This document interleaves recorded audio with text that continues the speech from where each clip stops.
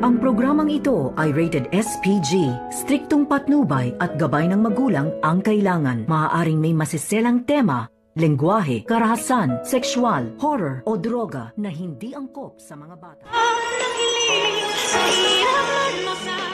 Narito ng ating pakatutukan bukas Sabado sa abot kamay na pangarap.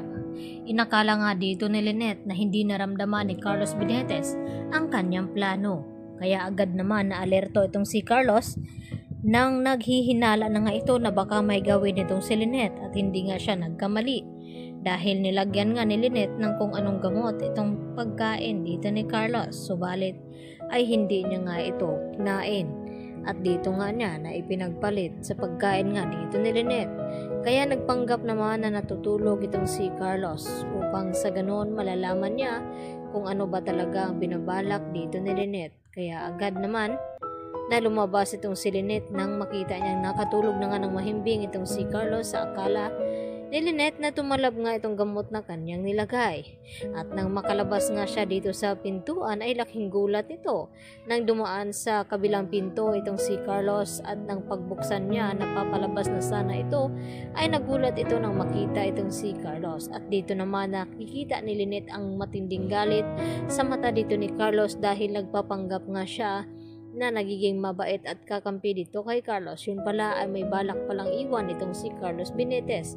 Kaya hindi na naman nagtagumpay ang mga plano dito ni Lynette na makatakas dito kay Carlos dahil mas hihigpitan pa nga niya ang pagbabantay dito kay Lynette. Samantala, dito naman naawang-awa itong si Regan at pati na rin itong si Josa dito nga kay Harry dahil siyang apektado sa ginawa ng kanyang ama at kung hindi nga daw guilty itong si Doc Carlos ay sana ay nagpapakita na nga ito sa kanila at hinarap ang mga pulis at kinausap itong si Nachang Susan at ibinalik itong si Lynette.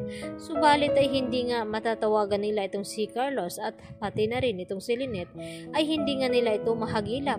At yun naman ang sabi ni Dr. Enriquez na kung bakit natagpuan nga itong katawan ni Irene ay biglaan naman na nawala itong si Carlos at isinama pa itong si Lynette kung wala daw talaga siyang kasalanan na ginawa dito.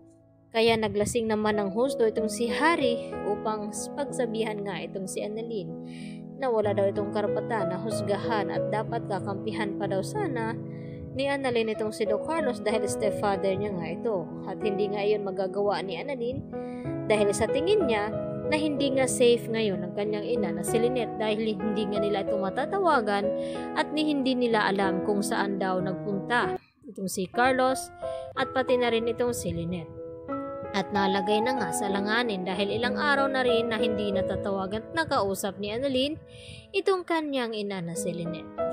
Sa kabilang banda, nakihiram naman ng cellphone nitong si Moira dito sa kanyang makasamahan dahil may importante daw siyang tawagan at ito na nga si RJ at dito naman na tila nagpapanggap din itong si Moira na concerned siya di umano dito kay Lynette.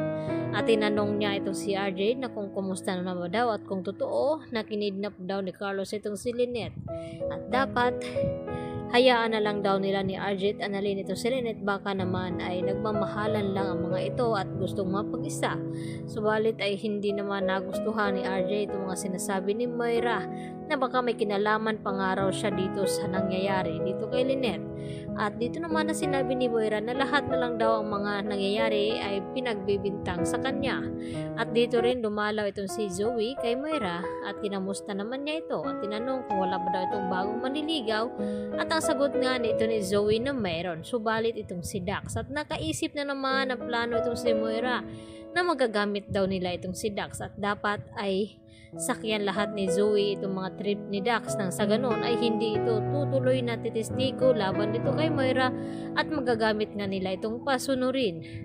At hindi naman ito nagustuhan ni Zoe dahil diring-diri nga siya doon sa taong kriminal na si Dax. Kaya yan naman ang ating pakatutukan at abangan bukas mga kapuso dahil dito ay baka masasaktan na nga ng husto ni Carlos itong si Lynette sa kanyang ginawa na nagpapanggap nga siyang mabait upang makatakas at hindi na naman siya matuloy sa pagtakas dahil alam ni Carlos ang bawat galaw dito ni Lynette.